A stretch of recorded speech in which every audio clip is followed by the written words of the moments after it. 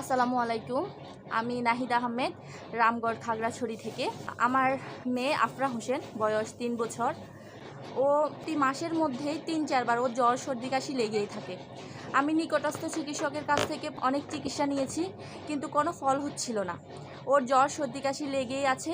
তো আমি স্যারের ভিডিও দেখতাম সব সময়। তারপরে মনে হলো যে স্যারকে একবার দেখাই। স্যারের ভিডিওগুলো দেখে আমার খুব ভালো লাগতো। তারপর আমি স্যারের কাছ থেকে অনলাইনে অ্যাপয়েন্টমেন্ট নিয়ে আমি আমার সন্তানকে দেখাই। আলহামদুলিল্লাহ আজকে 3 মাস হলো। আমার মেয়ে এখন পর্যন্ত জ্বর সর্দি কাশি হয় নাই। আলহামদুলিল্লাহ অনেক ভালো আছে, সুস্থ আছে।